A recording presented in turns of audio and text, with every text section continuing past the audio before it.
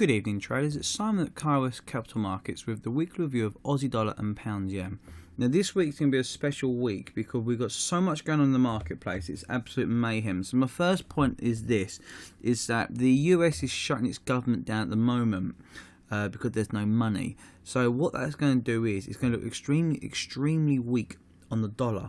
So I would not be surprised if you see bearish gaps on the dollar. So Aussie dollar gap up, Euro dollar gap up, pound dollar gap up as well, dollar yen gap down, dollar CAD gap down. You get the idea. And I expect the reason why is because if it looks so bad that they've got no money, that the market will just send money out of it. That being said, on the weekly chart of the DXY, I zoomed it out quite a lot to show the whole entire picture. I have a level at 90.5. Now, I didn't have it in last week. I just want to see how this actually acted from the previous years or so. So we've got one touch around this area here, two touch there, three. You got 4, 5. This will be the 6th one here now. Now, my problem with this is, if I just zoom in now to this, that low test does not say buy. To me, that does is a pause in the market and there's nothing really to do just yet. You need to wait a bit. Now, when you look to the daily chart, you see the same area here. You've got 5 days of nothing. Price never moved at all for 5 days. That doesn't mean it's bullish or bearish. It just means it's holding itself at the moment, and there's been no bullish confirmation on the actual intraday either.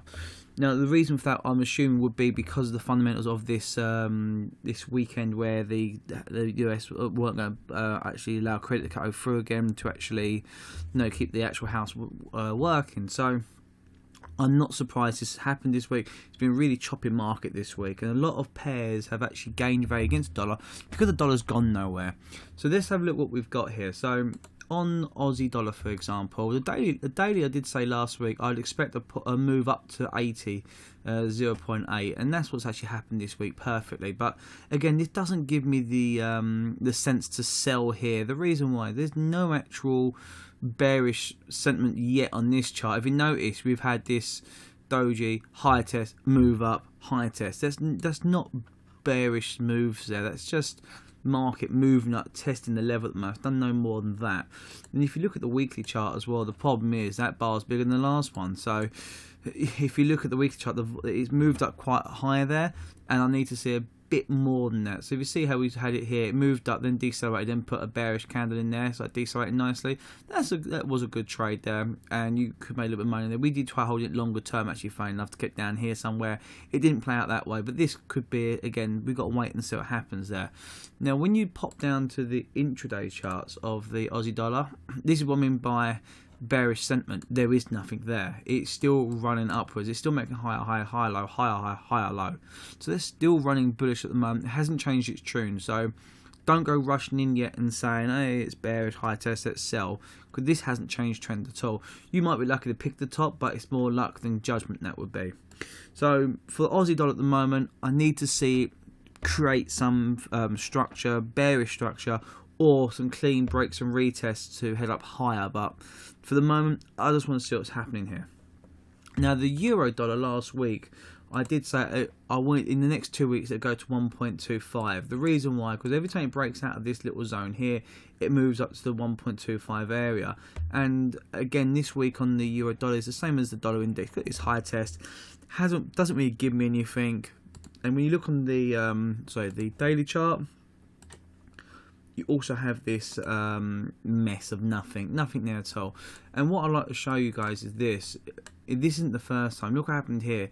It had 5 days of mess, popped down a little bit, then rallied up massively again. 5 days of mess. I wouldn't be surprised for a pullback down, and then another rally up massively again to 1.25. Also this week, we got the Euro speech, ECB speech, and I would say they will most likely, they have said in the past they want 1.2 is too high for the euro, so you will find this week it will be quite volatile between the US not actually paying its bills and the euro wanting it weaker. This is going to be really, really choppy, and I wouldn't want to be involved in it at the moment. That's just my personal opinion there. So pound yen for me, I said, was a bit too messy. We have moved up higher, and you could possibly say again, oh, you could have took the trade off the trend line, this, that, and the other. Personally, myself, if you just lower the trend line down slightly, touching the very, very lows here, not the actual open close, but the actual highs and lows. You could get a pullback, test the box here, test the zone. You might get a little trade out of it as well. So that's something I would be looking into. But my only concern about that though is this chart here. You have got what seems to be a rising wedge, and we're at the top of the rising wedge with a high test there. So I'll just be very careful there. RSI obviously isn't at 100, but it has peaked. It is quite higher than usual. So be careful. You do take this long because you are trading to this upward sloping trend line at the top of this pattern here, and this is what is worrying me for a bit of time now. So what I'm going to do now as well is add another chart, and it's Bitcoin. Now, Bitcoin, everyone's been going about ages and ages and ages. It's the rage at the moment. It's the thing that's going to change the world and whatever else it is. But the problem is this, is what people are not listening to now, is this is a bear market now. And it's proven it's a bear market by having its first ever lower high and lower low. So let me give you an example here. Now, when I explain to someone it's the first time it's ever really closed below the daily 50 and moved up, they pointed me to something around here in here it is, here, this part here, and I had to explain to someone what this actually meant. So what they said was, it's the first time it's ever that I said to them, the first time we had a proper break and retest a daily 50 and then moved down, and they said, oh no, this part here, I'm just going to show what I mean. This here is where it had a bear trend, and it wasn't a bear trend, because what I wanted to point out was this. If you can see here very clearly that this high on the right hand side is higher than this high on the left hand side. Bear my way from left to right, which means we're in a trending market. And then this low here is higher than this low here. I mean, we can just draw it by a trend line, guys. Look, I mean, you can see it's higher, simple as that. There's no argument there. And the problem I have with this is this was a bull market when this happened. Now, if you notice, let's just show you what happens here. It's moved up here. It's grinded down to here. Could say, oh, this low's lower than that low, but to be quite honest, though, that's not really a low, guys. It's got 3-day pullbacks. A low? No, that's not a low, mate. So really, what I'm trying to say is this. Everyone goes back to Fibonacci pullbacks. There's a 0.5 Fibonacci from the low down here. And that's what people are not actually really understanding here, because if that's a low, then that's a low here as well. That's just a little mini triangle for a couple of days. So this is the problem people are not actually understanding. And you are in a bear market, and let me explain to you what that actually really means. Because when you're in a bull market and it's the first time it can't be sold, it can only go one direction. You can only buy the market. You can't sell it. So if you can't sell the market, you can be a magician and go, hey, I made money doing Bitcoin because I bought in, I don't know, October. And I sold out in November, kept for a month, I'm a master. No, you're not. What it is that you went on the market where you couldn't sell properly. All you can do is move coins from one to another. You can get a little bit of money out, no problem at all. But no one with serious money can get their money out, simple as that. And this is the problem you're going to have now. Now, since the futures have been able to do that, you can be able to short it, you have. But I just want to show you what I mean by this. Look, this low here, this high here, pullback, 0.618, 0.5 again, yeah? Let's do the same thing again now, because you see it's all the way through this chart you do. And you got that to that, almost 0.5, 382 though, you got up to no problem at all. And then you got the next leg up. This is madness. This low here to there is absolutely crazy. And that to that. And people are going to tell me it's a 618 pullback. And you are kind of right, it is a 618 pullback, but the problem you have though is you've got clearly defined lower highs, lower lows here you have. And when you combine this with the intraday charts, and just show us on the intraday charts here as well, guys. Bitcoin is there. You have something like this, and already happening now, you've got this test this box which I suggested. If you test this box, you've actually got a bearish trend being confirmed with the triangle. The one-to-one pattern distance is around about $6,300. So what I suggest you do is I would learn what a one-to-one pattern expected distance is as well, because here we have a triangle. The worst case scenario is a triangle. The best case scenario for me is a head and shoulder pattern. There, look. Here's your head and shoulder pattern like that. And again, the one-to-one pattern distance with a break and retest the neckline. No matter how you look at it, it's looking bearish.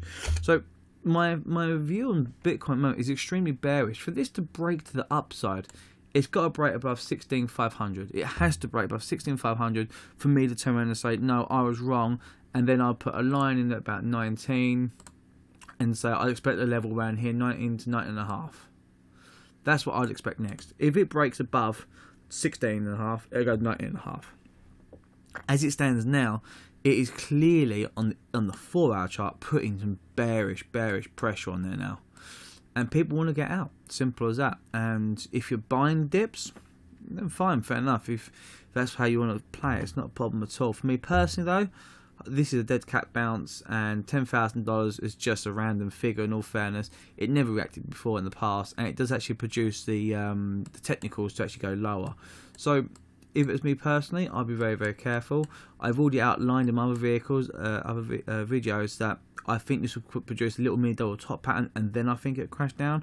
And I did actually say on one of them, I think it'll crash down this weekend / start of next week. So I would be more surprised if you tell me that end of next week, Friday the 27th, whether it is, or 28th, that you tell me that Bitcoin's broke 6,500. I'd be very surprised you tell me that, rather than you telling me, oh, it went down to 6 or 7 or 10 or something again, because I do see this chart heading down here somewhere now. I know a lot of the traders do think that as well, but there are some people who don't think that. So just be aware of Bitcoin as well, please. Don't start buying all the lows, but if you really want to, I mean, don't take my advice as an investment advice. It's not really what I do here. I just look at charts and trade what I see. And right now, I see a break and retest of a pattern, a bearish pattern, which has been confirmed on the weekly chart here. No matter, that's how I look at it. One little tip as well. I want to show you something, guys. Okay, so the bottom I have volume. I don't normally talk about volume in these videos, but it's always there. So I think it's something you need to learn now. So this is what's happened here. This bearish engulfing candle had huge volume. It moved to the downside. That's what made me go, you know what? Bitcoin's bearish. That volume's massive, yeah? That bar's massive, the volume's massive. Now here, we had a low test and higher volume, but it had a little tiny body. So me, that means people are buying at $10,000 an ounce, a coin, sorry. And that is what I'd expect to see anyway, so that's normal. Then we got this really tiny doji where it didn't go nowhere for a day, and the volume's tiny.